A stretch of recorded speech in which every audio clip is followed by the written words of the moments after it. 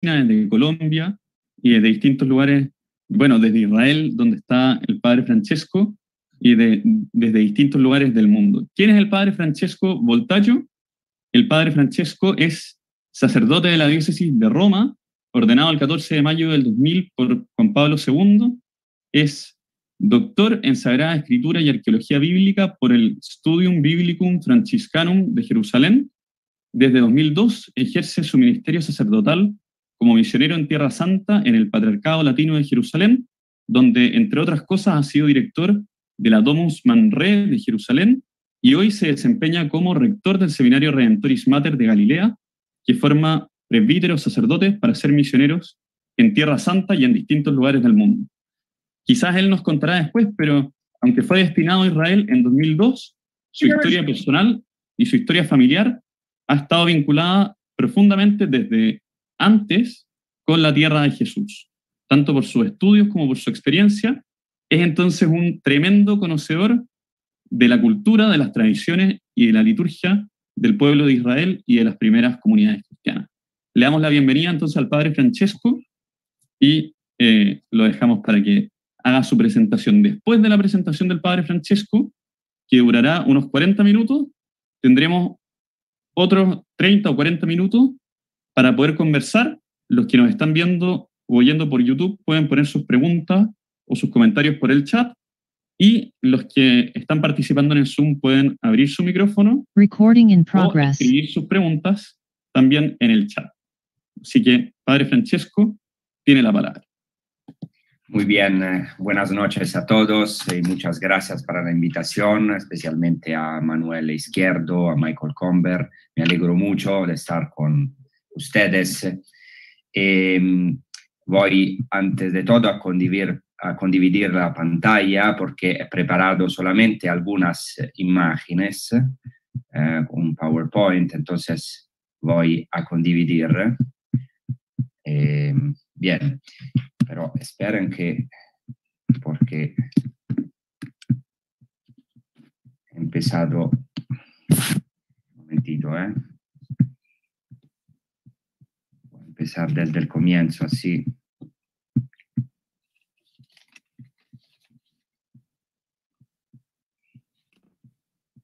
Ya está. Muy bien, entonces, en estos diálogos sobre el espacio sagrado me habéis pedido de hablar del templo judío, un poquito la historia del espacio sagrado, de cómo se pasa desde el templo judío al templo cristiano. Claramente tengo un tiempo muy limitado, entonces espero decir las cosas que considero esenciales en este pasaje.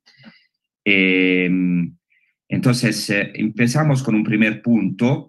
Esto claramente es una imagen del templo de Jerusalén, del segundo templo de Jerusalén. No estamos viendo la pantalla. ¿Cómo? No estamos viendo la pantalla. ¿No la estáis viendo? Un momentito, porque... Entonces voy a compartir. Ya está, ahora las veis, ¿no?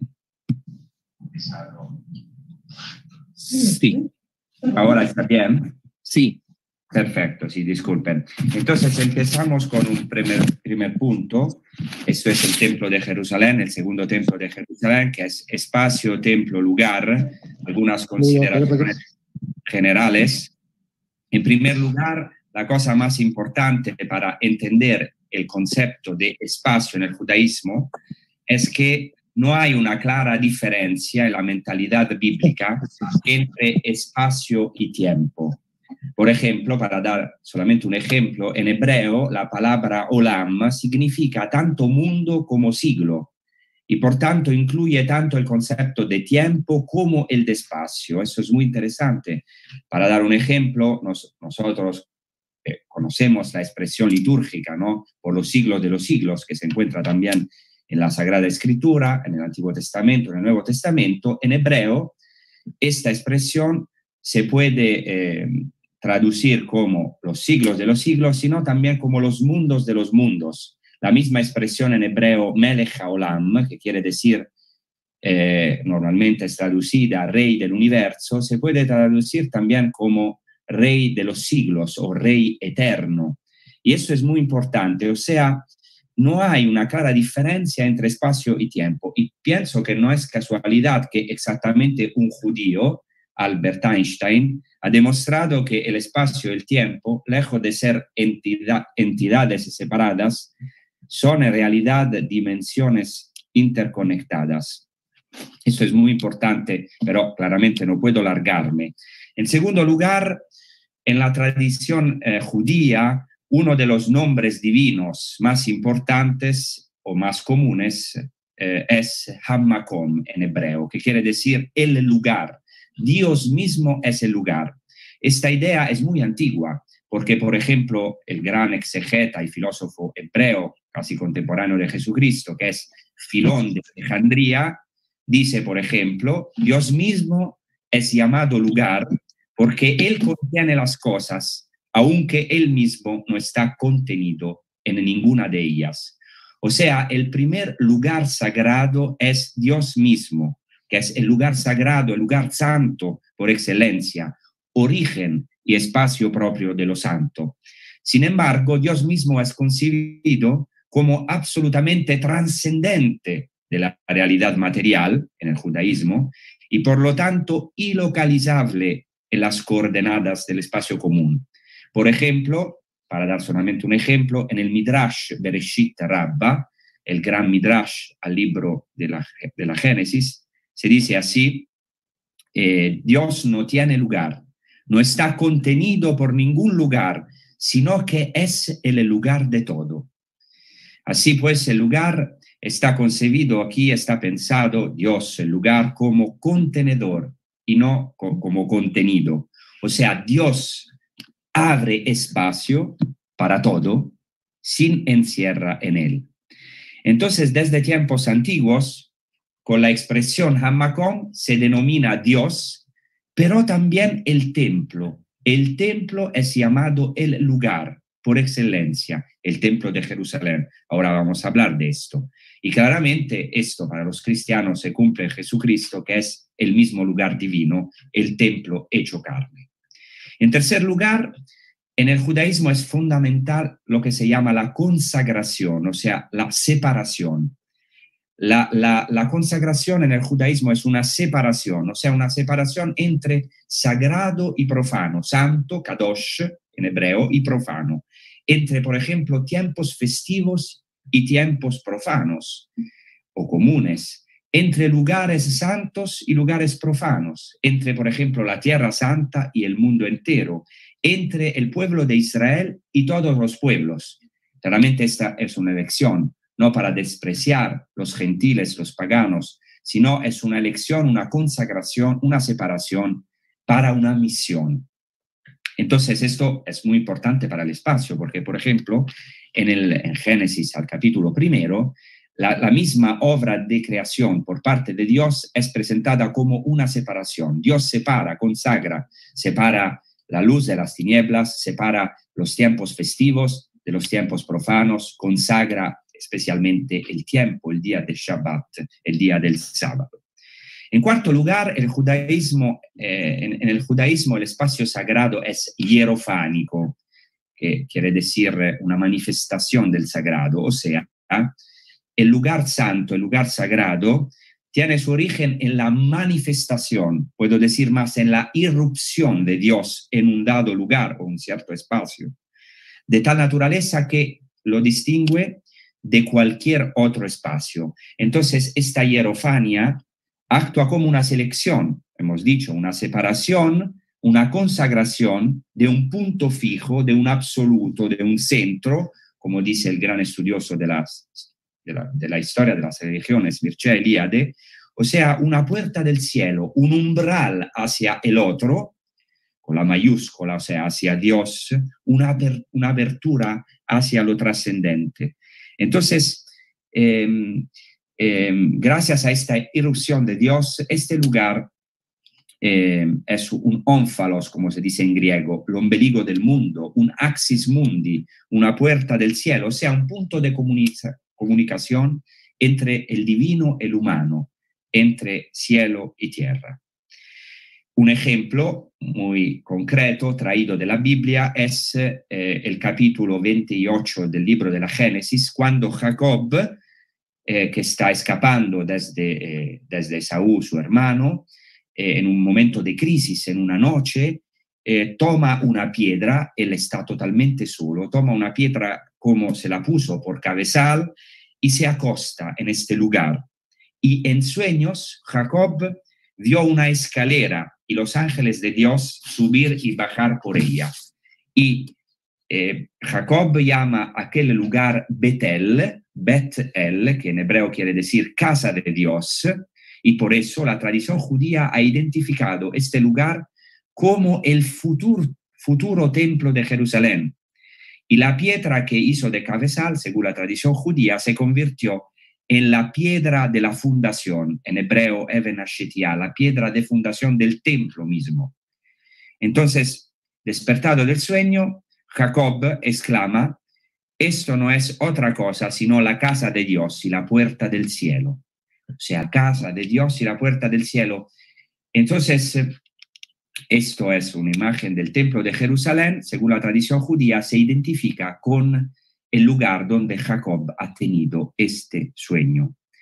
Entonces, nace la idea de la vocación sagrada de ciertos lugares, que son santos no en sí mismos, sino por la aparición de Dios en estos lugares. Esa es una imagen actual de Jerusalén, donde se puede ver aquí la explanada del templo. Ahora claramente están allá dos mezquitas, o mejor la mezquita del Aqsa y otro santuario, pero aquí en el tiempo de Jesús estaba claramente el segundo templo. Y aquí podemos ver las piedras originales del templo de Jerusalén, que como vamos a ver era una maravilla, la construcción del templo de Herodes en el primer siglo, empezando el primer siglo antes de Cristo y después siguiendo, se van a terminar los trabajos del templo de Jerusalén en el primer siglo después de Cristo. Ahora vamos a ver cómo se evoluciona la idea del espacio sagrado en el judaísmo, sobre todo en la tienda y después en el templo, claramente. Durante todo el periodo del Éxodo y hasta la época de Salomón, Dios moró en medio de su pueblo en una tienda, o sea, una tienda bajo pieles, o sea, una tienda como sabemos, en el desierto. O sea, no en un palacio, sino en una precariedad absoluta. Un Dios peregrino y caminante con el pueblo, podemos decir un Dios itinerante. O sea, la escritura, la Sagrada Escritura, el Antiguo Testamento narra que antes de la construcción del templo había un santuario móvil. Aquí tenemos una imagen, ¿no? La morada que contenía el arca de la alianza, que era el objeto más sagrado del templo. Y entonces eso es maravilloso. Dios caminó con el pueblo. También eso es tan importante que también en el Nuevo Testamento el Evangelio de Juan empieza con el prólogo, donde en Juan 1:14 dice el evangelista, el autor del cuarto evangelio: y la palabra se hizo carne y puso su morada literalmente en nosotros, eskenos en griego. O sea, el evangelista utiliza el verbo skeno, que quiere decir vivir bajo una tienda. Entonces la Shejinah divina, como se dice en hebreo, la presencia misma de Dios, la morada de Dios, Dios mismo desde el inicio se manifestó en la precariedad de una tienda. Del mismo modo después para los cristianos, en el cual el Hijo de Dios vino en la precariedad de la carne. El templo de Jerusalén y la tienda, como vemos aquí, hay una reproducción real que se encuentra en el Negev, en el sur de Israel, de la tienda en el desierto. En la tienda del desierto y después en el templo de Jerusalén se reproducía un modelo de los templos de los pueblos vecinos, sobre todo de los templos de los fenicios. En particular, los arqueólogos proponen como prototipo este templo, que podéis ver que es el templo que se descubrió en Siria, en una localidad que se llama Ain Dara, que es del 14 desde el 14 del séptimo siglo antes de Cristo, y este complejo es similar a las descripciones bíblicas del mismo santuario, del templo de Salomón. Entonces aquí podemos ver otra imagen de este templo de Indara, y esto es un poquito la estructura de este templo, donde había un vestíbulo que se llama Olam, después un santo que se llama Ejal, y después una parte más interna, más íntima, que se llama Devir en hebreo, que será después el santo de los santos. Esto es un templo pagano, es un templo fenicio, pero el templo de Jerusalén reproduce en general esta estructura, claramente con muchas novedades que vamos a ver ahora las novedades.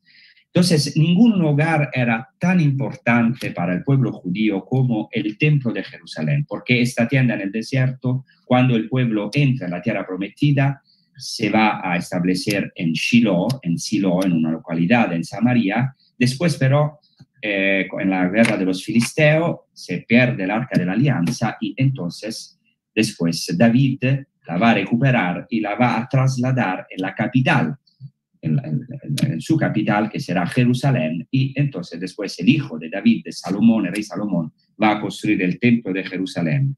Es tan importante el templo, la tienda y después el templo de Jerusalén, que el libro del Éxodo dedica muchísimos capítulos a la construcción del santuario, a la belleza del santuario, de los objetos de culto del templo, muchísimos capítulos a esto. Esa es la importancia suma de la arquitectura. Estamos aquí en un diálogo sobre todo sobre la arquitectura, y se ha dicho que el arquitecto tiene una misión de respuesta al desamparo humano, crear un espacio para conjurar lo que en latín se llama el horror vacui, el terror del vacío que siente el ser humano ante al cosmos.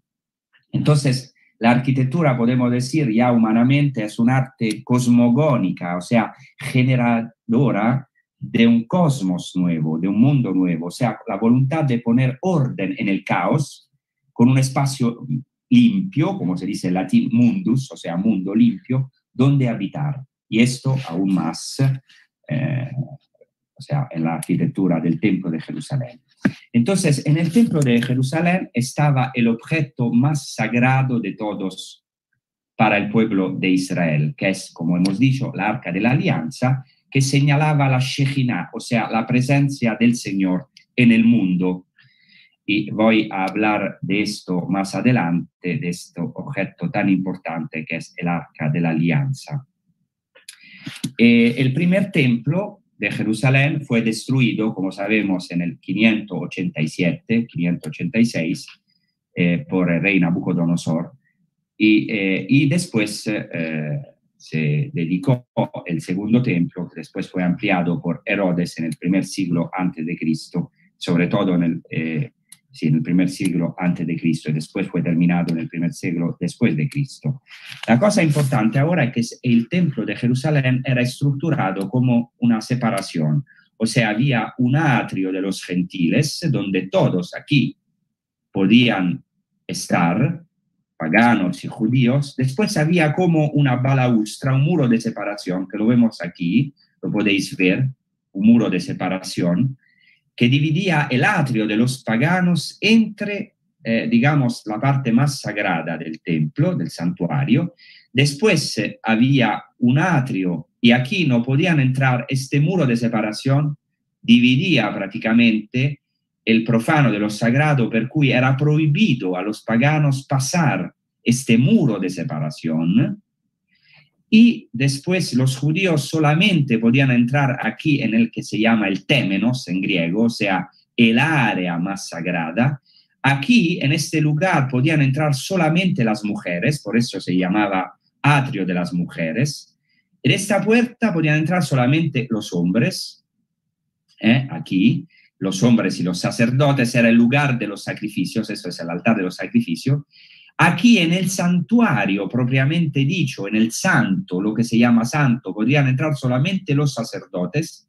Y aquí, en la parte más interna del templo, que se llama Santo de los Santos, podía entrar solamente el sumo sacerdote una vez al año, y solamente él, una vez al año, en el día del Yom Kippur.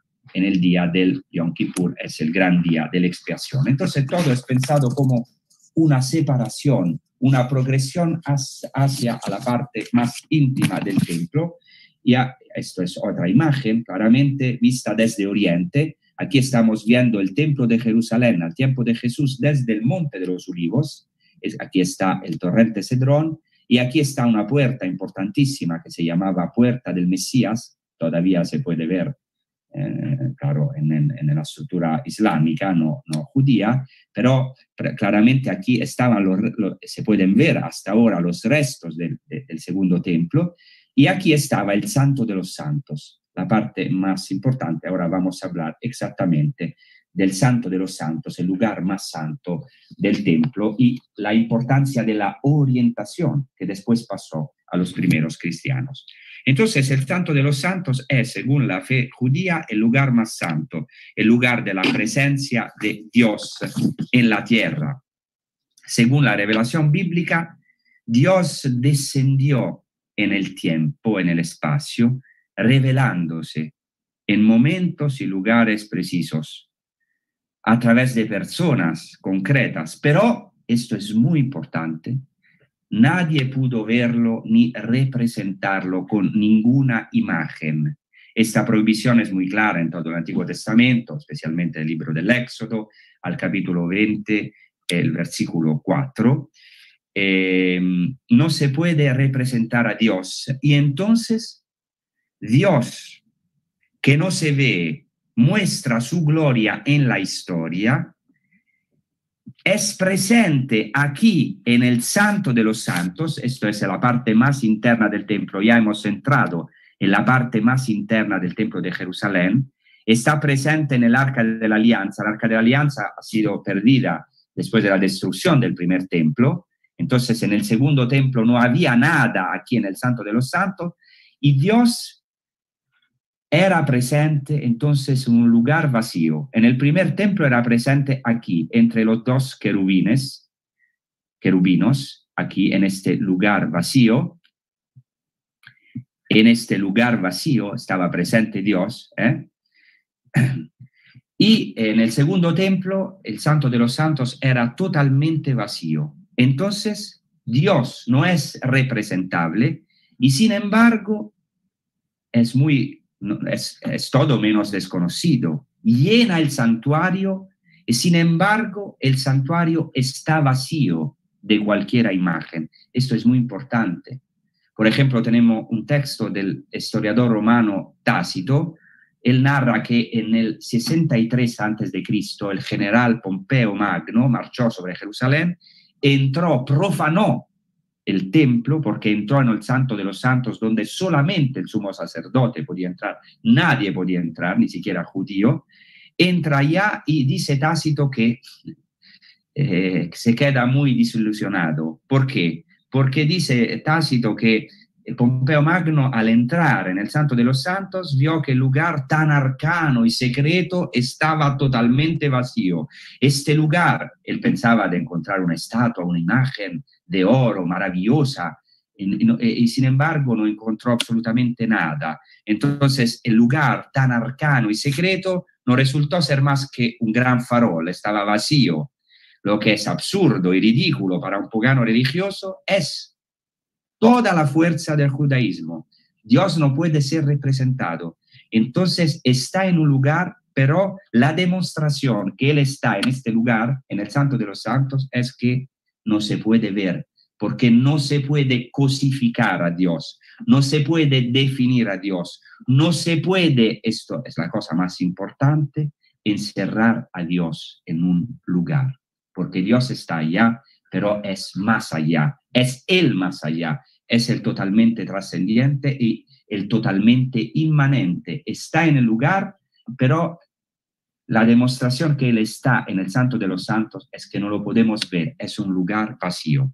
Entonces, Adonai, Dios, está presente en el Santo de los Santos precisamente porque no hay ninguna señal de su presencia. Entonces, El Santo de los Santos es la sede misteriosa de la presencia-ausencia de Dios al mismo tiempo, la encrucijada en un universo de toda inmanencia, porque Dios habita en ese lugar, y al mismo tiempo de toda trascendencia divina. Dios habita allí precisamente porque es invisible y está más allá de todos los lugares. Claramente en el Nuevo Testamento, cuidado, en la encarnación esta realidad no se disuelve, claramente alcanza su plenitud, pero claramente porque según la fe cristiana Dios se hace hombre, entonces se hace, entra en el tiempo, entra en el lugar, se hace, podemos decir, lugar. Entonces acepta ser representado, pero siempre sigue siendo como Dios más allá, más siempre se queda más allá. Y esto es muy importante, más allá de toda determinación. Por ejemplo, para dar un ejemplo concreto, después de la resurrección de Cristo, los ángeles ordenan a las mujeres que vayan a ver el lugar santo donde Jesús había sido puesto. Pero este lugar es como el Santo de los Santos, un lugar vacío, pero que debe ser visitado como testimonio perenne de que Cristo ha resucitado y por tanto Dios existe y es el Dios vivo. Entonces, y esto se encuentra en toda la Escritura. Por ejemplo, podemos pensar a otro lugar santo en el Antiguo Testamento, es una paradoja muy irónica, porque es muy importante también para nosotros, para los israelíes, para los palestinos también, porque también para los musulmanes Abraham es el padre de la fe. O sea, la primera posesión oficial, fijaos, la primera posesión oficial de Abraham en la Tierra Santa, en la Tierra Prometida, fue que una tumba, la cueva de Macpela en Hebrón. Una tumba se convirtió en el primer lugar sagrado y en la prueba concreta, junto con los descendientes de Abraham, de que la promesa se había cumplido. Entonces, Dios hace hacer a Abraham un camino hacia la Tierra Santa, hacia el lugar santo, y fijaos, la primera posesión en esta tierra es que una tumba. Una tumba. Eso es muy interesante también en relación del Nuevo Testamento, porque una tumba es una tumba vacía que clama toda la plenitud de Dios. Este es un lugar santo. Entonces podemos decir que hay siempre toda esta dinámica, la presencia, ausencia de Dios, en el sentido que incluso, por ejemplo, en el Nuevo Testamento, en las apariciones, cuando los apóstoles reconocen a Jesucristo, Él desaparece. Se puede decir entonces que Dios es todo lo contrario a nuestra sociedad narcisista llena de paparazzi, ¿no? En lugar de aparezco, luego existo, a Dios le gusta decir, podemos decir, non video ergo sum, no me ven, luego existo. Esto es muy importante, que Dios aparece en un lugar vacío. Y claramente este lugar vacío es el Santo de los Santos. Aquí he preparado algunas imágenes.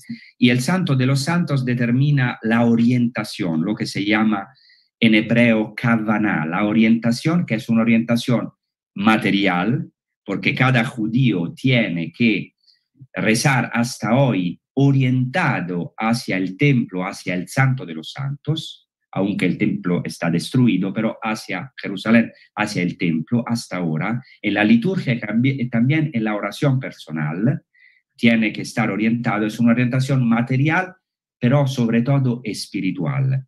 Por ejemplo, dice la Mishnah, que es uno de los textos más importantes de la tradición judía, quien reza hacia Jerusalén es como quien reza delante del trono de la gloria, porque aquí está la puerta de los cielos y la entrada está abierta, de manera que las oraciones son escuchadas tal como está escrito. Esta es la puerta de los cielos. Se retoma el texto del sueño de Jacob, como hemos dicho.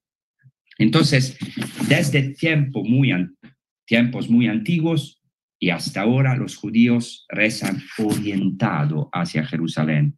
Esto es absolutamente esencial, la kavaná, la orientación. Entonces, pero hay una cosa muy importante, esta orientación de cada judío es una orientación hacia el templo, pero sobre todo hacia el cielo. esto hay muchos textos de la tradición judía que dicen que la orientación material hacia Jerusalén, hacia el templo, hacia este lugar santo, es en realidad la orientación hacia el Padre que está en los cielos. Se utiliza exactamente esta expresión. Esta orientación, como sabemos, hacia el lugar santo, que es Dios mismo, pasó a los primeros cristianos, porque los primeros cristianos rezaban en dos direcciones. La primera, una orientación material hacia Oriente, que es símbolo ya en la tradición judía del verdadero Edén, o sea, del cielo, del reino de los cielos, y del lugar donde Cristo tenía que regresar, porque Cristo ascendió el Monte de los Olivos, entonces en Oriente, y lo esperaban desde Oriente. Entonces todos los templos cristianos en los primeros siglos estaban orientados hacia Oriente, pero había una orientación muy importante de la oración, esto es clarísimo, hacia el cielo, porque la Jerusalén celestial es para los cristianos el verdadero santo de los santos. Entonces, si la primera orientación material hacia el oriente es más antigua, la segunda orientación es más importante. Doy solamente un ejemplo. Ya en el judaísmo hay un apócrifo que se llama José y Asenet, donde Asenet, la esposa de José, extiende sus manos hacia oriente, pero tiene los ojos elevados al cielo y allá recita su oración. Y entonces, según la literatura rabínica, ya cada judío debe dirigir el propio corazón, tiene que rezar orientado, hemos dicho, hacia Jerusalén, hacia el templo, hacia el Santo de los Santos, pero sobre todo, y aquí hay un texto del Talmud de Babilonia, debe dirigir el propio corazón hacia el cielo y considerarse a sí mismo como si la Shejina, la presencia de Dios, estuviese delante de él. No se debe pensar entonces que la orientación del corazón en la oración judía sea exclusiva de la oración judía. El primer cristianismo lo recogió espontáneamente del judaísmo.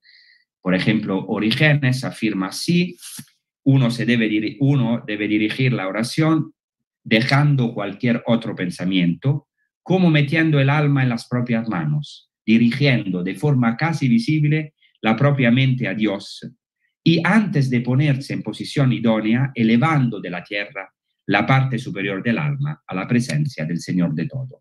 Entonces aquí tenemos algunas imágenes del Santo de los Santos, del Arca de la Alianza con los dos querubines, el lugar vacío donde aparecía la presencia de Dios en este lugar vacío. Dios aparece donde parece que no está. Dios aparece en un lugar vacío, que es importante también existencialmente, porque Dios aparece en la nube oscura, en nuestra nube oscura, en nuestros vacíos. Aparece la plenitud de Dios, porque como vamos a ver, nosotros somos definitivamente el lugar sagrado, ¿no? Este es el pasaje desde el templo judío y el templo cristiano. Ahora vamos a ver, hemos visto, digamos, el lugar santo por excelencia en el judaísmo, que es el templo, pero hay que añadir en estos últimos 10 minutos la importancia de la sinagoga, de otro lugar sagrado para los judíos. Aquí podéis ver la maravilla de Masada, que es una fortaleza de Herodes, bueno, ya Asmonea, pero después reconstruida totalmente de rey Herodes, que está en el desierto. Aquí está el Mar Muerto y aquí está Masada, donde tenemos una de las sinagogas más antiguas, que es esta, la sinagoga de Masada.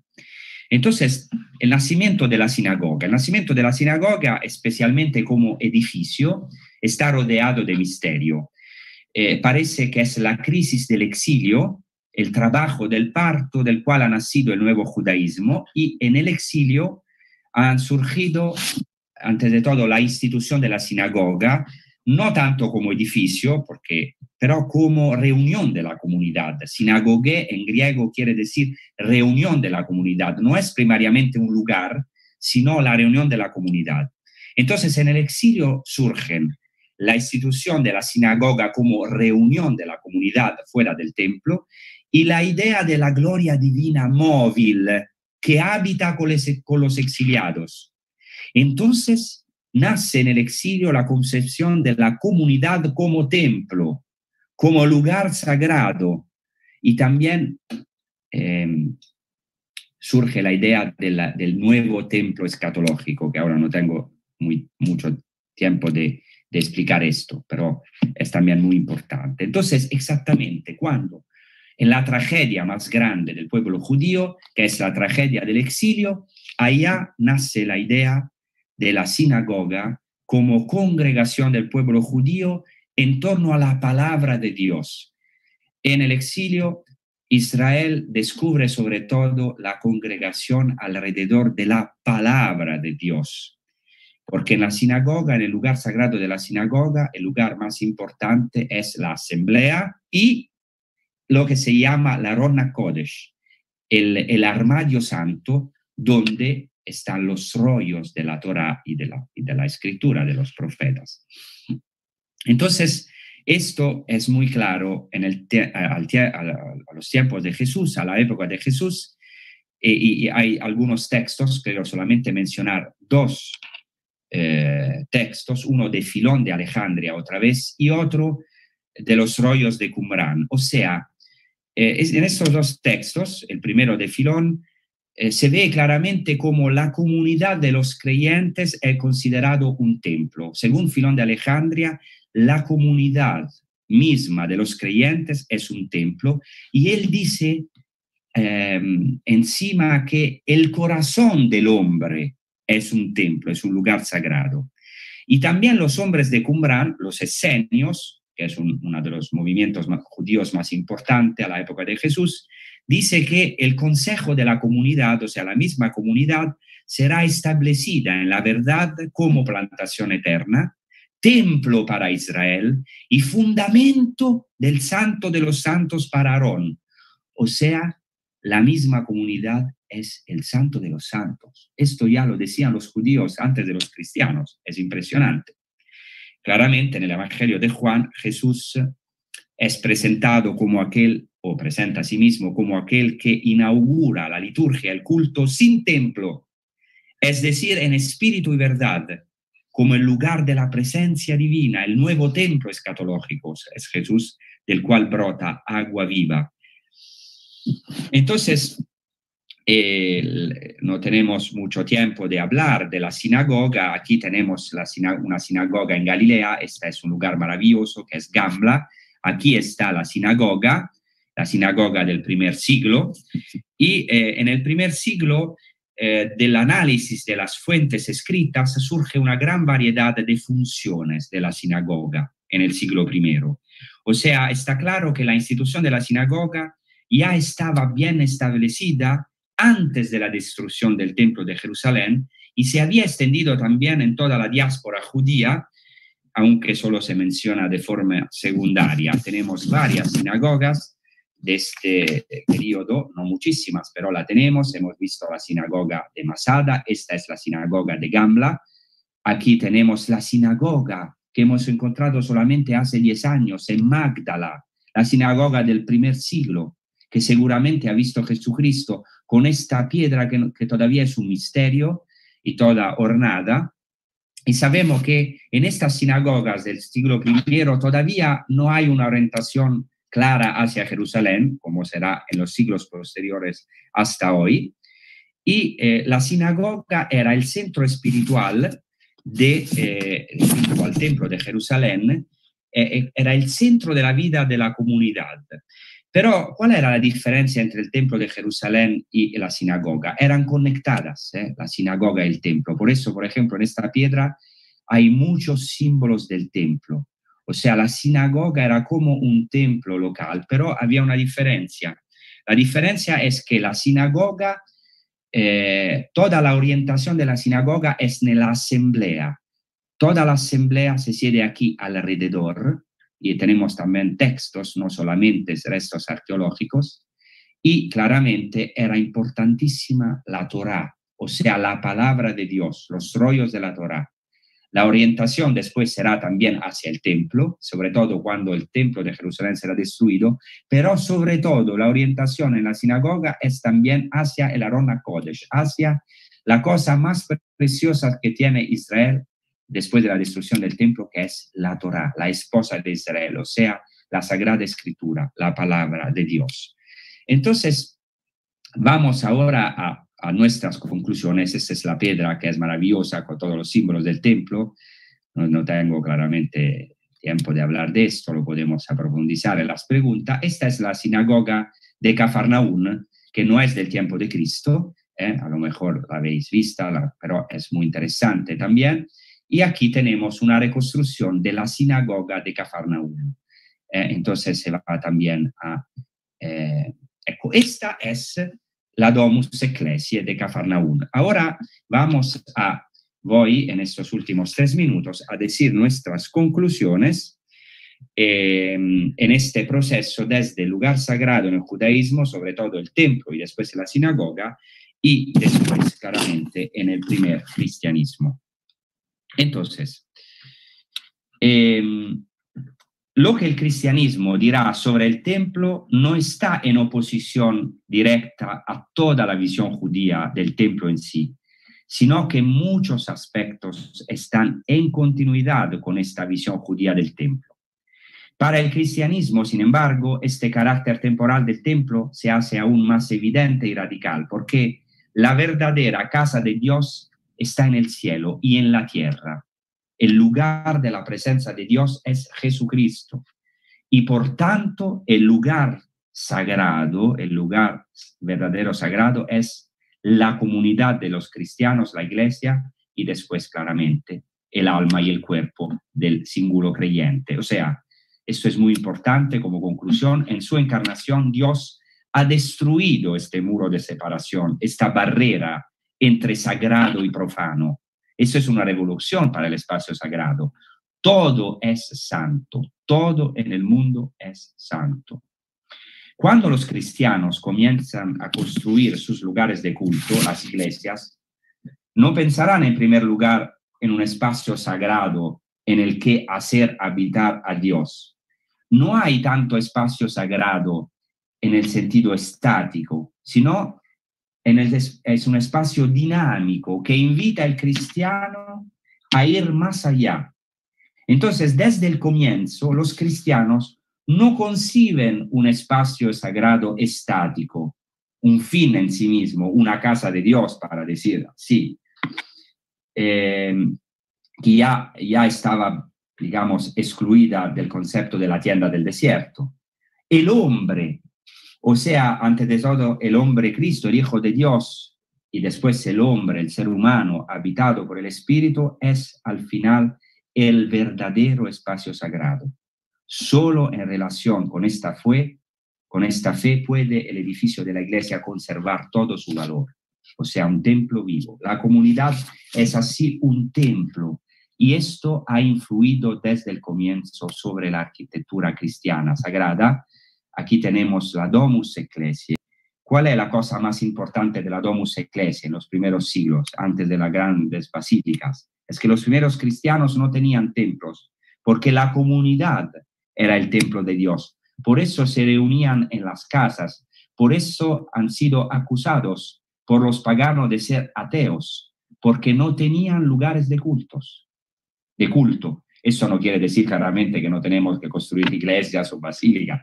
Esto es evidente, ¿no? Espero que vais a entender bien. Pero, o sea, todo el acento era sobre la asamblea, toda la orientación era en la asamblea cristiana, cuerpo de Cristo, y después claramente hacia oriente en el sentido del cielo. Entonces, hacia el cielo. Son 2 puntos focales fundamentales del espacio sagrado cristiano. La asamblea, el cuerpo de Cristo, lugar sagrado por excelencia, y el cielo, el oriente, pero como signo del cielo, la orientación hacia el reino de los cielos. Entonces, hay que remarcar, y voy a terminar, esta pedagogía maravillosa, pedagogía divina en relación a los espacios sagrados. Los patriarcas, hemos dicho Jacob, Dios se manifiesta en un lugar dado, por eso los patriarcas construyen un altar, que es una puerta del cielo donde ellos hicieron experiencia de Dios. Después, entonces, la irrupción de Dios en varios lugares. Dios que quiere acompañar al pueblo a hacerse peregrino, itinerante con el pueblo, la tienda del desierto. Después el templo, Dios que habita en el templo de Jerusalén, pero se queda invisible, aparece en un lugar vacío, entonces siempre es peregrino, itinerante, en el sentido que no se puede cosificar, no se puede contener en un lugar estático. Después, ya en el judaísmo, antes de Cristo, la comunidad como templo, Filón de Alejandría, los hombres de Qumrán, los esenios. Después también en el tiempo de Cristo, la sinagoga, que tiene sus raíces en el exilio. Entonces, la idea que la gloria divina es móvil, no es solamente en el templo de Jerusalén, sino que acompaña al pueblo en la oscuridad del exilio, y también la comunidad se reúne, no pierde la presencia de Dios porque tiene la palabra de Dios, se reúne en torno a la palabra de los profetas y de la Torá, y después Jesucristo, que es el verdadero templo, y la comunidad cristiana como templo, y la Domus Ecclesiae, con dos centros focales, la asamblea litúrgica y la orientación a Oriente y al cielo. Y aquí tenemos la primera, una de las primeras Domus Ecclesiae, tiene dos imágenes, las primeras Domus Ecclesiae de la historia, que es la casa de Pedro en Cafarnaún, en Galilea, y después la Domus Ecclesiae en Dura Europos, que también es una de las primeras Domus Ecclesiae que conocemos de la historia. Esta es una reconstrucción. Entonces, lo siento si mi exposición ha sido bastante llena, pero claramente el tema es muy largo. Espero aclarar algunas cosas si hay preguntas o intervenciones. Muchas gracias.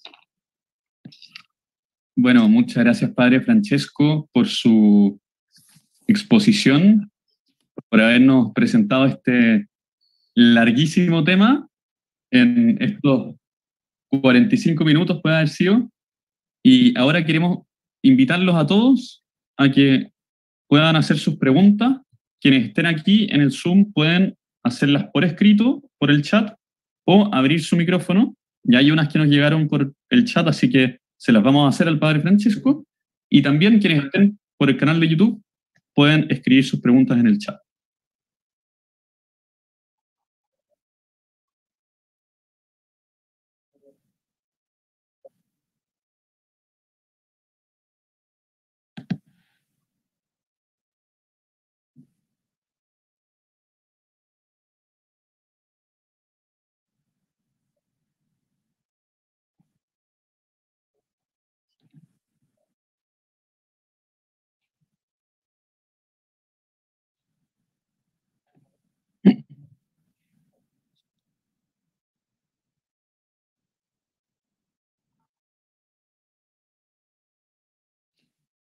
Guillermo Rosas tiene la mano levantada, así que lo invitamos a hacer su pregunta. Buenas noches. Francesco, muchas gracias por tu excelente exposición. Quiero agradecer sobre todo porque precisamente, bueno, yo soy liturgista y alguna vez estudié algunos años de arquitectura y me he interesado mucho por el tema del edificio litúrgico. Pero precisamente para mí lo más desconocido es lo que tú nos has presentado. O sea, conozco mucho más desde la Domus Ecclesiae para adelante, y en cambio me era muy desconocido las raíces judías, de la religión judía, o las posibles raíces de nuestro edificio. Entonces te agradezco mucho. Y una pregunta muy puntual, porque no entendí. Cuando tú hablas que en la Domus Ecclesiae ya se advierte una orientación a Oriente, ¿qué está orientado a Oriente? ¿Qué o quiénes? Eso no lo entendí. Sí, esa es una pregunta. Sí, esa es una pregunta muy buena, pero a la cual no se puede contestar, en el sentido que de verdad de la Domus Ecclesiae no se sabe qué orientación tenían los primeros cristianos, porque puede ser que los primeros cristianos que eran judíos cristianos, se orientaban todavía hacia Jerusalén. En los Hechos de los Apóstoles, todavía los apóstoles van al templo a rezar y predican en el templo. No es que inmediatamente consideran el templo algo de allá, que no había importancia. Entonces, no sabemos de verdad la orientación en la Domus Ecclesiae. Tenemos algunos textos de la importancia de la orientación hacia Oriente desde un dado momento. Hay muchos textos del Padre de la Iglesia que hablan de la orientación hacia Oriente, en el sentido que se espera la venida de Jesucristo de Oriente, como el sol de justicia y todo lo que saben muy bien. Entonces, no sabemos exactamente. Yo pienso que la cosa más importante de la Domus Ecclesiae era que la orientación era, antes de todo, o sea, el centro focal era la asamblea litúrgica. Después no sabemos bien dónde se orientaban en la oración. Si se orientaban, claramente siendo judíos era más espontáneo al comienzo de la Domus Ecclesiae que se orientaban, yo pienso, todavía hacia Jerusalén.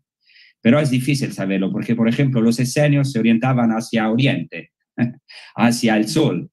Rezaban hacia el sol, un poquito como polémica también hacia el templo de Jerusalén, pero también porque esperaban el Mesías que venía de Oriente, del desierto. Esto ya es judíos. Y entonces puede ser, si habían primeros cristianos que eran esenios, esto también es una pregunta porque no está seguro, a lo mejor se orientaban ya hacia Oriente. Esto es difícil saberlo. Muchas gracias. Gracias. Aquí en el chat, Jesús Ginés pregunta, vamos a ir agrupando algunas preguntas, ¿le parece, padre? Sí, ¿cómo? ¿Alguien tenía el micrófono abierto? Sí, yo. Si quieren la expreso, o sea, también lo felicito por la exposición brillante y me parece que nos aclara bastante, aunque ya conociéramos un poquito esta misma historia. Yo le puse 2 preguntas, pero puede unirlas y que no sea muy largo, porque es solamente una referencia. Los esenios eran un grupo evidentemente como separado de la comunidad general judía, por algo se recluyeron y se concentraron en la lectura bíblica. Ellos tenían alguna visión particular sobre el templo y sobre la sinagoga. Y para terminar esa diría que como los musulmanes obviamente recogen del mundo bíblico y judío la misma experiencia de fe general, ¿qué diferencia habría entonces entre la sinagoga, la mezquita y nuestros templos? Si es muy larga, padre, la deja para otra conferencia, pero me parece que podría ser ilustradora para muchos. Muchas gracias, Jesús. Muy interesantes las 2 preguntas. La primera pregunta, para no alargarme demasiado, yo pienso hoy que hay que distinguir entre los esenios y los hombres de Qumran, porque no es la misma cosa. Pero hoy los estudios más recientes consideran que es una revolución un poquito. Antes se consideraban los hombres de Qumran y los esenios más exponentes de un judaísmo sectario. Ahora se evidencia más y más que también tenía muchos elementos del judaísmo común. Y para contestar a su pregunta, primero, los esenios y los hombres de Qumran tenían un gran honor hacia el templo. El problema de los esenios y de los hombres de Qumran no era con el templo, sino con la corrupción de los sacerdotes en el templo. Y por eso van subrayando la importancia de la comunidad, claro, en manera más sectaria en Qumran. O sea, es la comunidad que es el lugar santo, pero no en oposición al templo, sino como el resto de Israel verdadero donde Dios habita. Después, su pregunta es muy interesante. Los musulmanes claramente han retomado de los judíos muchísimo y también de los cristianos, las estructuras también de las mezquitas. La diferencia claramente, antes de todo, es la orientación, porque la orientación de las mezquitas es hacia la Meca, hacia la Kaaba, ¿no? Hacia la Meca y Medina, pero han retomado, sobre todo del Templo de Jerusalén, la prohibición de hacer imágenes, y de las iglesias, de las basílicas, de la sinagoga, la importancia del de lo que se llama el mimbar. O sea, en la mezquita hay, como se sabe, ¿no?, el mihrab, que es el lugar de la orientación hacia la Meca, y hay el mimbar, que es el ambón de donde se predica la palabra. Entonces, podemos decir, para simplificar, que la mezquita es como una mezcla entre templo judío, sinagoga y iglesia basílica cristiana. Es, digamos, una realidad, si aceptan la palabra sin despreciar el Islam, más sincretística en este sentido, ¿no? Esto así muy simplificando. Después, si hay otras preguntas en este asunto, podemos profundizar. Sí, yo quisiera hacer una consulta que es un poquito complementaria a lo que ha dicho el señor Jesús Ginés, tal vez que está basada en algo que tú dijiste en la disertación, Padre Francesco, que tiene que ver con los elementos que la Iglesia ha conservado de las mezquitas en los templos cristianos. De las sinagogas, quiere decir.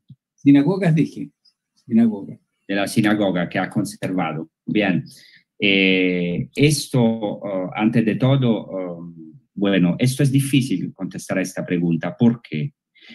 Porque no hay solamente una derivación histórica, sino también hay una influencia recíproca en la historia. Hago un ejemplo, ¿no? Hago un ejemplo. En la sinagoga, he dicho, el elemento más importante son dos. Claramente la asamblea, pero son dos los puntos focales. El Aron HaKodesh, que es el armario santo, donde se guardan los rollos de la Torá, y claramente lo que se llama el Bemá, o sea, el ambón. Y esto lo tenemos claramente, por ejemplo, en las iglesias, ¿no? O sea, claramente el Bemá es el lugar más antiguo, yo pienso que ha sido retomado después de la iglesia cristiana, pero en las iglesias cristianas. Pero, por ejemplo, también el armario santo, el tabernáculo, es algo que nosotros tenemos, pero que es muy parecido hoy en el sentido a la sinagoga judía, en el sentido, claramente ellos no tienen Santísimo Sacramento, ¿no? Pero, por ejemplo, tienen una lámpara encendida perennemente, que es un recuerdo del templo de Jerusalén, que se llama Ner Tamid, porque la menorá tenía que ser siempre encendida, era Ner Tamid, que en hebreo quiere decir luz perpetua. Entonces, fijaos, hay una influencia del templo de Jerusalén sobre la sinagoga, la luz perpetua que brilla en la sinagoga delante del Aron HaKodesh, el armario santos donde están guardados los rollos de la Torá. Y tenemos el tabernáculo cristiano, donde tenemos el Santísimo Sacramento con la luz perpetua, que es una memoria de la menorá del templo, y también hay una influencia de la luz perpetua de la sinagoga, sin saber quién ha influenciado a quién. O sea, si los judíos han retomado. Entonces, todo eso es muy difícil, pero claramente, históricamente, las raíces de la sinagoga han influido sobre las iglesias cristianas, sobre todo en la importancia de la asamblea alrededor de la palabra y en el ambón, el Bemá, el lugar central de donde se conduce la liturgia y de donde sobre todo se proclama la palabra de Dios. Fernando, de la Sociedad Argentina de Liturgia, tenía una pregunta. Había abierto su micrófono. Sí, ¿qué tal? Buenas noches a todos. Muchísimas gracias, Padre Francesco, por su ponencia. Mi pregunta va un poco orientada a la pregunta que hizo el Padre Rosas. Me llamó mucho la atención cuando habló sobre la orientación. Cuando se refirió, ¿no?, a la orientación material hacia el templo, y en palabras mías diría también, cuando hizo una atención sobre la orientación, diría, espiritual, ¿no? La orientación del propio corazón al cielo. Y automáticamente me acordé de la invitación que hace el sacerdote que preside en la asamblea litúrgica al inicio del prefacio, cuando le dice a la asamblea, levantemos el corazón, y la asamblea responde, lo tenemos levantado hacia el Señor. Como un punto, como diría, que se focaliza, ¿no?, en la liturgia, se materializa en la liturgia, en la celebración litúrgica, la orientación. Me gustaría saber, padre, si podría ahondar un poco más en eso, sobre todo enlazándolo con esta invitación que figura en la Escritura, ¿no? De ser adoradores en espíritu y en verdad. Si pudiera trabajar esos dos aspectos. Muchas gracias. Sí. Eso es fundamental porque para nosotros la orientación es fundamental. Yo pienso que algunas veces se insiste demasiado sobre la orientación hacia Oriente, por eso en mi ponencia he subrayado ya en el judaísmo la orientación no solamente hacia el Santo de los Santos, sino que el Santo de los Santos estaba vacío y la orientación hasta el Padre que está en el cielo. Esta es una expresión literal de la literatura judía, o sea, dan una gran importancia a la orientación material, pero como un signo de la orientación del corazón. Yo quiero, para contestar a tu pregunta, leer un texto impresionante que no he tenido tiempo de leer, de un filósofo judío, Emmanuel Levinas, en una obra que se llama en francés Au-delà du verset, como se puede decir en español, además del versículo, y dice así: una relación se establece entre el cuerpo humano y el templo de Jerusalén, réplica exacta del templo celestial. Él es un judío, un filósofo. Orden de la santidad absoluta. En el cuerpo, el corazón es la piedra de la fundación del templo celestial. La recomendación de los doctores talmúdicos de rezar orientando el corazón hacia el Santo de los Santos no significa solo una simple orientación, sino una identificación o una intención de identificación. Es necesario transformarse en el mismo santuario, en el lugar de toda santidad, en el responsable de toda santidad. De aquí la asimilación al carro divino, la Merkabá, de los hombres que han alcanzado esta identificación, los patriarcas. Los patriarcas son la misma Merkabá. Es un texto impresionante. O sea, un judío, un filósofo judío dice que el corazón del hombre es la piedra de la fundación del templo, el Santo de los Santos. El corazón es nuestro Santo de los Santos, donde vive Dios. Y dice que esta orientación material hacia Jerusalén es algo más profundo, o sea, una orientación espiritual en el sentido de una identificación, transformarse en el santuario, en el lugar de toda santidad, más aún en el verdadero lugar que es el responsable de toda santidad, que es Dios. Entonces, ¿qué quiero decir con esto? Que pienso que yo personalmente, que no hay que subrayar demasiado la orientación hacia un punto material de la asamblea, cuidado, sino hay que subrayar la orientación hacia el cielo, la transformación del corazón del hombre en el Santo de los Santos a través de esta tensión hacia el cielo.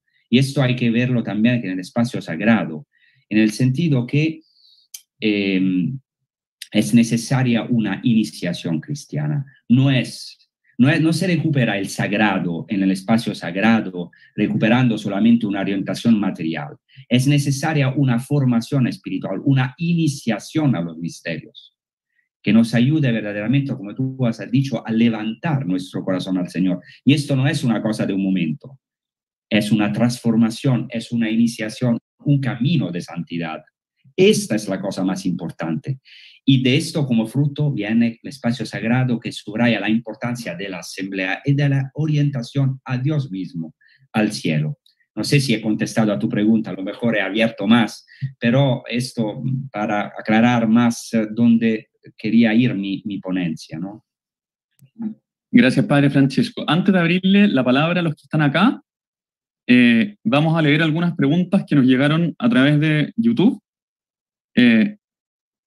Voy con las siguientes. Preguntan por qué el monte Sinaí no se constituyó nunca como lugar de culto y de peregrinación. ¿Desde cuándo? Espera. ¿Por qué no se transformó en un lugar de culto y de peregrinación?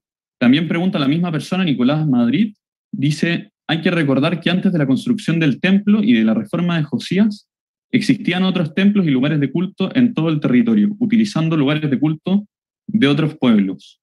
Otra pregunta de María Pía Almarza es que las fotos de esta presentación, las fotos que usted mostró del Sancta Sanctorum, son a escala real, son maquetas, ¿dónde están? ¿De dónde se sacaron? Y pregunta ella también si en la sinagoga la asamblea que participaba era exclusivamente femenina, o sea, masculina, o había también la instancia de participación femenina. De ahí voy con otras preguntas, pero si usted pudiera contestar a estas preguntas. Sí, sí, son muy interesantes todas las preguntas. Ante todo, el Sinaí. El Sinaí es verdad que no es considerado un lugar, tierra santa, en el sentido de la tierra santa como territorio, pero es considerado un lugar santo por los judíos. No es un lugar de culto, pero es un lugar de peregrinación hacia tiempos antiguos para los cristianos y también para los judíos. Tenemos algunos testimonios, claramente, porque es el lugar de la manifestación de Dios. Pero es verdad que no es considerado un lugar verdaderamente santo en el sentido de donde habita Dios, porque claramente después Dios ha acompañado el pueblo en el desierto hacia tomar posesión del monte Sión, de la Tierra Santa por excelencia. Después es verdad que había lugares de cultos antes de la centralización del culto por el rey Josías, pero esto quiero añadir una cosa muy importante. Muchas veces se ha visto esta centralización del culto como algo de meramente político, ¿no? Josías centraliza el culto porque quiere desconfesar, no sé cómo se dice, o eliminar los cultos, o sea, que claramente las peregrinaciones es también dinero, entonces todo es visto solo como un asunto político. Claramente Dios se sirve también de estas cosas, pero yo quiero subrayar el aspecto también de la pedagogía divina, o sea, de concentrar la santidad de Dios en un punto preciso, en el santo de los santos, en un lugar que después es para nosotros una figura del templo hecho carne, para nosotros los cristianos. En relación a la segunda pregunta, las fotos son retomadas de un archivo personal, pero también de internet. Algunos son modelos del templo en escala, otros son imágenes. He tenido un poquito, porque tenía un tiempo limitado y ya me he alargado en la exposición y no he podido explicar bien, y lo siento, las fotos, porque tenía un poquito que explicar cada foto, pero digamos son retomadas de internet, pero sobre todo de un archivo personal. Y después, claramente, la sinagoga, desde el comienzo, era un lugar donde participaban también las mujeres.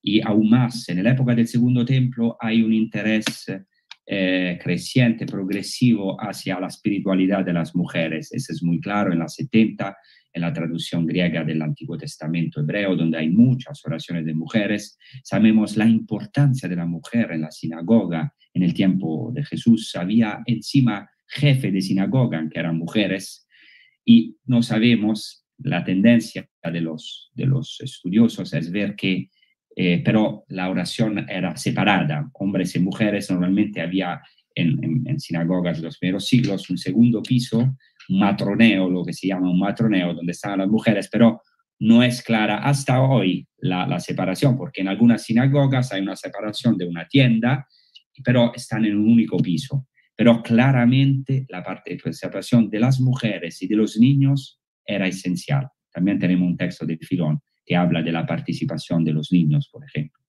porque era la transmisión de la fe en la familia. Hay 3 centros focales fundamentales en la fe judía en los tiempos antiguos, en los tiempos de Jesús, que es el templo, la sinagoga y la familia, donde la mujer ha un rol fundamental. El padre Rodrigo Magaña había levantado su mano. Sí. Yo no sé si tal vez estaba pensando la pregunta, tal vez para el profesor Dor Rosa, veo otro chileno, Guzmán, que era compañero mío, también de liturgia, o tal vez para continuar las charlas que vienen, pero qué difícil es, más allá del camino neocatecumenal, yo no he visto propuestas muy arriesgadas sobre modificación arquitectónica de lo que llamaban en el seminario los polos simbólicos, que era la sede, el altar y el ambón. De hecho, es muy difícil, sobre todo en iglesias que ya están construidas, sacar la mentalidad como de teatro. Entonces uno dice, claro, toda esta parte como veterotestamentaria nos ayuda mucho a ver la centralidad del ambón, de la palabra, de la asamblea, pero a mí me preocupa en la práctica que otras apuestas hay arquitectónicas actuales, no sé si Rupnik tendrá cosas más interesantes, porque veo que seguimos construyendo iglesias aquí en Puente Alto, por ejemplo, y más modernas más bien parecen espacios minimalistas, y eso es lo que tienen de moderno, pero no porque hay una transformación, como dicen, de la manera de celebrar la liturgia, no como un teatro, no como un espectáculo, sino como una celebración de la comunidad. No sé si algo de eso puedes decir, pero que ustedes que han viajado más pueden haber visto más que nosotros. Sí, en ese sentido... Yo, sí, disculpe, solamente digo una cosa, después dejo la respuesta a quien sabe más que yo. Quiero solamente decir una cosa, que hay que recuperar absolutamente la tradición, pero yo siento mucho que muchas veces este recupero de la tradición es visto como, todo el problema es como un problema entre Roma y Lazio, ¿no? Los equipos de fútbol, tradicionalismo y liberales. Recuperar la tradición es una tradición viva, que tiene que ser actualizada. La tradición, si es verdadera tradición, se actualiza a los tiempos modernos. No es algo solamente de retomar esquemas antiguos, pero hay que recuperar una tradición que siempre es viva, porque para nosotros la tradición no es algo estático, de muerto, es el Espíritu Santo. Esa es la diferencia entre los cristianos y la tradición judía y musulmana, en el sentido que ellos también tienen una tradición viva, pero la tradición entre los judíos y los musulmanes se encuentra en un escrito. La tradición oral es un escrito, la Mishnah, el Talmud. Para nosotros la tradición no es un escrito, es una tradición viva, el Espíritu Santo es un dinamismo. Entonces recuperar la tradición quiere decir recuperar un dinamismo, una estética fundamental, fundada sobre la fe. Disculpe, y dejo a lo mejor, no sé si tiene que contestar, pero alguien que a lo mejor sabe Guillermo, más. Gonzalo, pueden ser... Perdón, es que a mí me pasa que no quisiera responder a eso, le escribí a Rodrigo porque eso da para un tema muy largo y yo quisiera aprovechar al padre Francesco esta noche. Muy de acuerdo. Fue una provocación casi. Claro, sí. No, es una provocación, pero yo hombre, espero que tenemos otras realidades en la iglesia que trabajan. Estoy convencido que el Espíritu trabaja, pero es verdad que rompiendo demasiado con la tradición, o sea, es fundamental la iniciación cristiana. O sea, si hay una seria iniciación cristiana, la formación cristiana, como fruto vendrá una estética basada sobre la fe, la tradición y sobre la belleza que es Cristo. Esto pienso que sea la cosa fundamental para mí más importante. Después, claro, yo no soy un experto, entonces no puedo entrar en la práctica, entonces no puedo contestar directamente a la pregunta y lo siento, pero esta provocación, esta pregunta es muy interesante. Gracias. Oscar Silva. Pues yo. Oscar Silva, me presento, padre Francesco, soy arquitecto. Me interesa la pregunta que hizo el padre Rodrigo Magaña, porque mi pregunta, que también es una propuesta, está en relación a que en el espacio celebrativo hoy día hay más influencia de, podríamos decir, de la cultura romana, una vez que Constantino se convierte al cristianismo y por lo tanto los templos paganos, las basílicas, se cristianizan.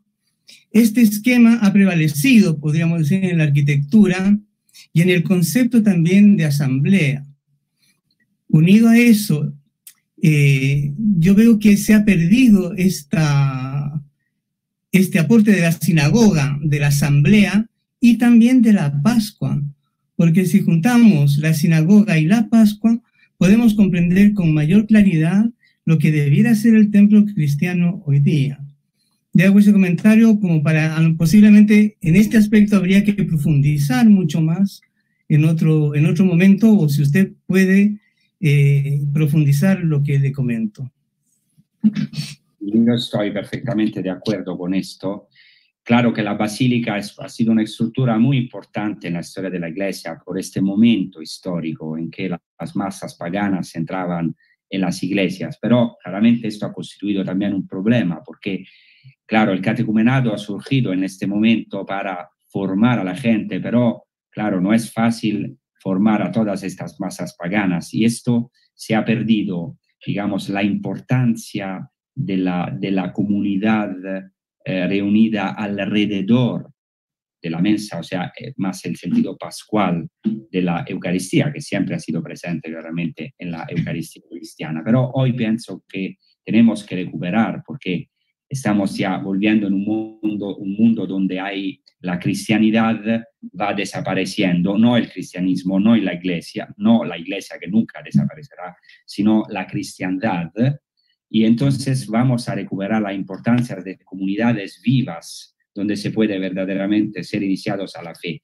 Entonces yo pienso que en cada época de la historia de la iglesia hemos tenido una acentuación pastoral y también arquitectónica adaptada a los tiempos. Eso también es muy importante. Entonces, estoy perfectamente de acuerdo que hay que recuperar también las raíces judías de nuestra fe, y esto va a influir, y esto ha sido también el sentido de mi ponencia y pienso también de la invitación, en la arquitectura, o sea, recuperar también la dimensión más sinagogal de la asamblea.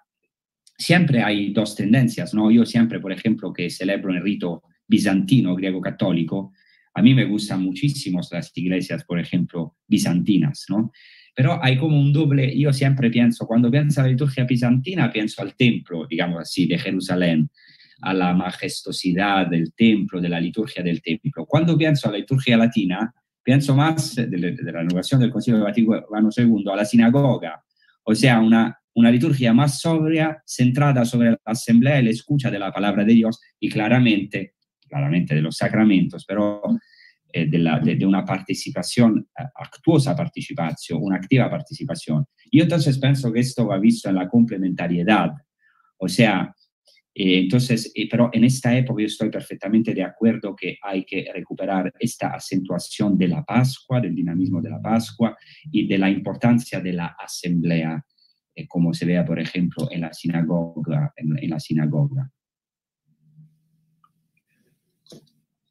En el chat, Padre Francesco, también llegaron algunas preguntas. Dice Vicente Vergesio, si los templos paganos que usted mostró, algunos de los que usted mostró se transformaron después en templos cristianos o algunas sinagogas se transformaron en templos cristianos. Dice Edna Bustamante que qué maravilla conocer que los primeros cristianos no tenían templo y por eso se reunían en las casas. Acá hay una pregunta que, bueno, ya fue respondida. Y pregunta Sara Silvini Turraspe, ¿qué sucede positivo y negativo a su juicio con las imágenes de culto y las imágenes religiosas después de la encarnación? Sí, esto. Allora, en relación a la primera pregunta, si me puede acordar un momentito, disculpe, que no le he apuntado. Si los distintos templos que usted nos mostró, que algunos templos paganos, otros templos judíos, sinagogas judías, después fueron cristianizadas. Ya, sí, seguramente. Los cristianos han recuperado las estructuras arquitectónicas también de los templos paganos y de las sinagogas. Esto es normal. Exactamente porque la importancia no era la estructura misma, sino la asamblea cristiana, el cuerpo de Cristo. Entonces han retomado sin problema las estructuras por ejemplo, cuando era necesario de la basílica, porque era necesario tener un ambiente más grande, adaptándola claramente a eso pienso que es una cosa interesante. No es en nuestro caso, el caso de un sincretismo, sino verdaderamente de dar la importancia a la asamblea cristiana, a la celebración de la palabra y del sacramento, más que a una estructura de un templo, de un lugar físico. Yo esto he intentado que subrayarlo en mi ponencia, o sea, no es la importancia de un lugar estático como casa de Dios, sino como un lugar dinámico. Y después es muy interesante la pregunta en relación a la imagen del culto, porque esto es muy, bueno, es un asunto muy largo, pero con la encarnación de Cristo, claramente ha cambiado totalmente nuestra relación hacia la imagen, porque Dios ha querido representarse. Entonces nosotros podemos representar, no directamente a Dios, porque es imposible, pero podemos representar la imagen de Jesucristo y de los santos, porque en la iglesia católica, también ortodoxa, el iconoclasmo es una herejía, entonces podemos tener representaciones porque Dios decidió mostrarse con un rostro en su pleno cumplimiento, que es Jesucristo. Entonces, a través de la materia visible, nosotros tenemos un acceso, una entrada a lo invisible.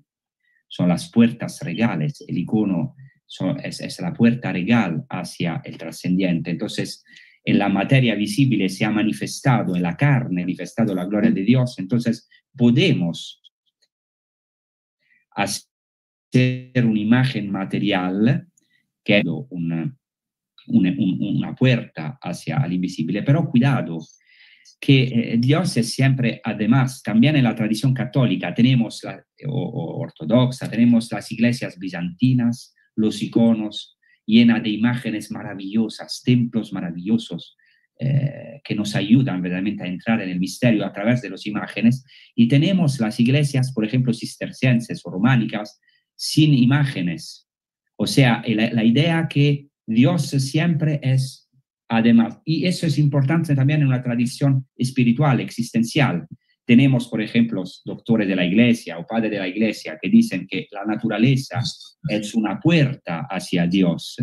Y tenemos otra tradición que dice que la naturaleza o la materia puede ser también una distracción, porque Dios es siempre, además de nuestras ideas, de nuestras imágenes, de sus manifestaciones concretas. Podemos pensar, por ejemplo, a San Juan de la Cruz, el nada, ¿no? Dios no es eso, no es eso, no es eso, no es eso. Claramente, San Juan de la Cruz no es contra de las imágenes, absolutamente, lo dice claramente, no es en contra de los iconos, pero dice que hay que sobrepasar o trascender el visible o las visiones o las imágenes visibles. Entonces, estas dos tendencias, trascendencia e inmanencia de Dios, que es la revolución, el cumplimiento de la encarnación, siempre estas dos tendencias hay que tenerla en complementariedad y nunca, porque la herejía siempre es excluir una parte, o sea, ninguna imagen, o de otro lado podemos poner Dios en una caja, en nuestras ideas, o sea, siempre la complementariedad. Padre Francesco, preguntan, aquí alcancé a tomar dos preguntas, una por el canal de YouTube, que dice, habiendo hecho la conexión entre la herencia judía del espacio y tiempo sagrado en la identidad cristiana, ¿cuál es la mayor novedad que presenta el cristianismo en esta materia? Y lo segundo lo preguntan unos arquitectos, dice, hemos visto una profunda lectura espiritual, pero que desde mi perspectiva de arquitecto nos deja con pocos elementos concretos para poder bajar esto a un diseño. ¿Cómo poder, dice en chileno, hincarle el diente a este proceso? ¿Cómo poder tomar estos elementos para reflejarlos en algo concreto, en una obra concreta, por ejemplo? Muy bien. En relación de la principal novedad en el espacio y tiempo en el cristianismo, claramente es la encarnación, la novedad. O sea, Dios ha querido entrar en un lugar y en un tiempo puntual. Y esto es una revolución.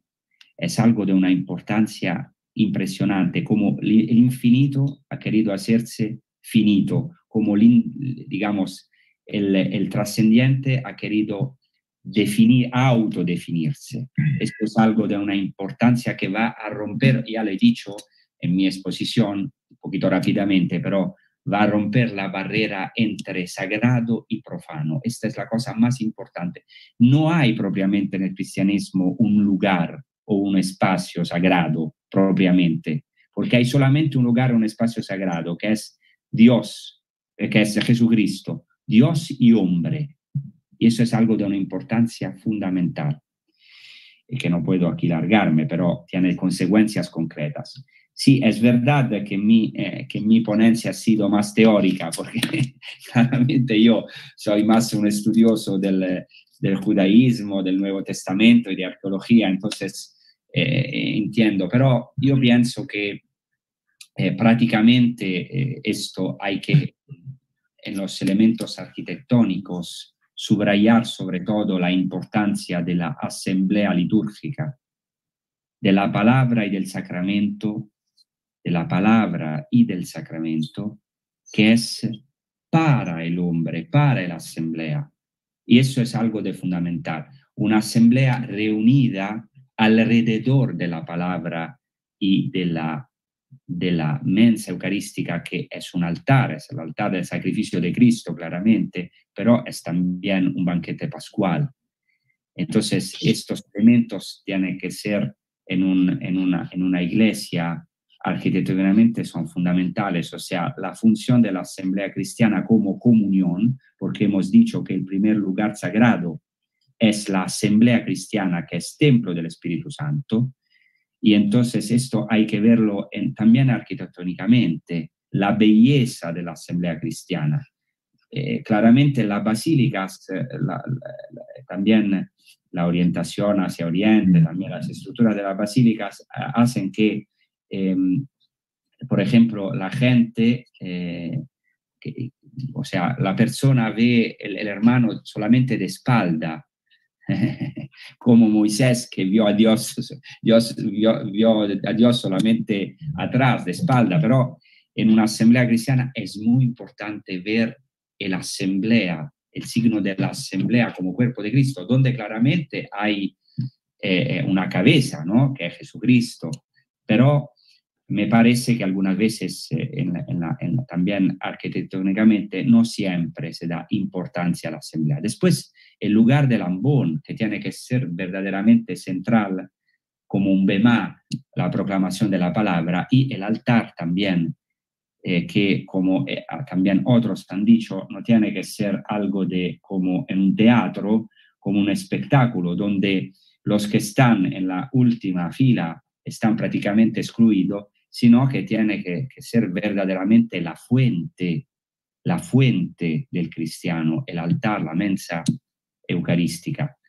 Pero espero que, ahora yo sé que mi ponencia ha sido muy densa, muy, como se dice en español, muy concentrada, pero espero también que si se ponen bien los principios, después también esto tiene consecuencias prácticas, ¿no? Eso también es importante porque tampoco hay que llegar directamente a la práctica. Por ejemplo, en el Concilio Vaticano II, ¿por qué en el Concilio Vaticano II el Señor nos ha dado una renovación que todavía no ha sido aplicada en muchos casos y todavía estamos en este proceso?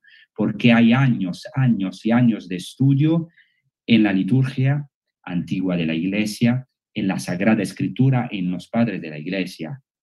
Entonces, poner esos fundamentos yo creo que también es muy importante. Lo siento si no he podido ser demasiado práctico, pero seguramente hay gente entre ustedes más preparada que yo en este sentido. No, pero era lo que buscábamos. Nosotros queríamos también acercarnos al fundamento más teórico e histórico también del inicio de nuestro espacio sagrado. Vamos con una última pregunta. Juan Antón lleva harto tiempo con el micrófono abierto intentando hacer una pregunta y con él vamos a cerrar este encuentro y después vamos a agradecerles y todo. Juan.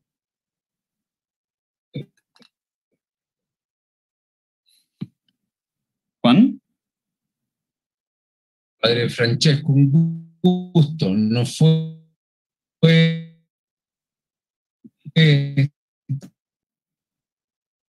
hablar por poder vernos.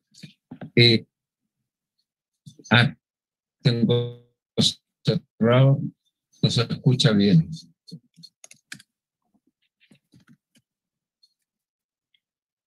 Quizás pueda apagar la cámara, Juan. Dios, ¿cómo estoy en verdad se cae? Se escucha bien. Ahora se le escucha. Si apaga su cámara, yo creo que se le puede escuchar mejor.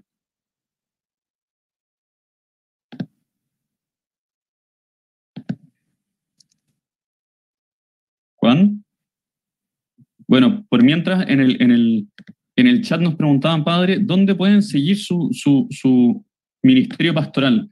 ¿Hay alguna red social, hay alguna parte donde lo puedan encontrar, donde lo puedan escuchar? Padre Francesco. Ah, sí, no, disculpe, no. ¿Puede repetir la pregunta? Pensaba que... Sí, Juan todavía no vuelve, no sé si lo escuchamos. ¿Juan? Sí, volví. Ya, ahí sí. Pero está sin sonido, Juan. No lo escuchamos.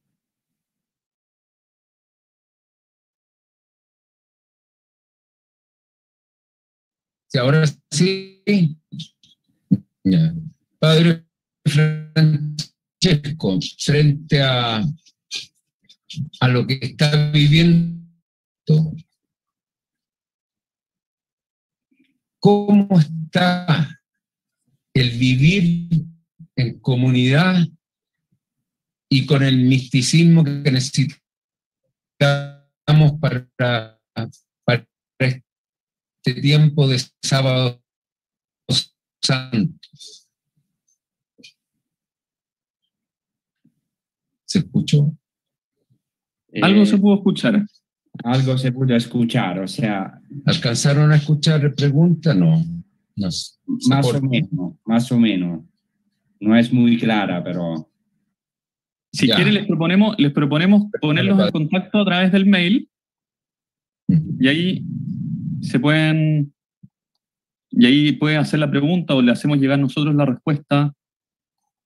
No sé si prefiere eso, Juan, porque no escuchamos nada, realmente. Francesco, contesta en espíritu y en verdad nomás. Mira, o la hago más corta. O la dejamos ahí, como quieran. La podemos hacer llegar por escrito al Padre Francesco y los podemos poner en contacto. En contacto. Perfecto. Sí, ok. Una pregunta que hacen aquí en el chat es ¿dónde lo pueden encontrar, dónde lo pueden escuchar, dónde lo pueden ver para seguir su ministerio pastoral, Padre Francesco? Y aquí cerramos porque estamos pasados en el tiempo. Sí, está bien. Bueno, yo hago algunos episodios que se llaman A la fuente de la fe en Tierra Santa, donde voy a profundizar el trasfondo judío de nuestra fe del Nuevo Testamento, no solamente judío, sino también de los lugares santos, en Radio María España. Y también se pueden seguir las transmisiones en podcast y también en Radio María Italia. Hago varios episodios para quien pueda entender el italiano. Y también hay algunos libros sobre esta también asunto. Algunos han sido publicados en español sobre todo el trasfondo judío del Nuevo Testamento, las fiestas judías y también el trasfondo, la importancia también del conocimiento de los lugares santos y de la arqueología como trasfondo del Nuevo Testamento. Genial. Muchas gracias, Padre Francesco. Gracias también a todos los que participaron. Ha sido un muy buen encuentro. Le agradecemos su disposición, Padre, su presentación y a todos también sus preguntas y su participación en el diálogo.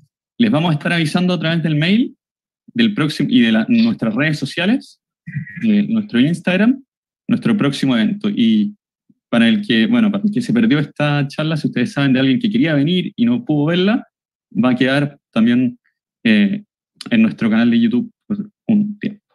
Así que eso, muchísimas gracias. Y muy buenas noches. Buenos días ya al Padre Francesco, porque es la madrugada ya en Galilea. Así que, bueno, que estén muy bien. Muchas gracias. Gracias. Chao, chao. Gracias. Buenas noches. Chao. Gracias a todos ustedes. Ha sido un placer. Y espero veros por aquí en Tierra Santa. Un abrazo a todos. Gracias. Ojalá.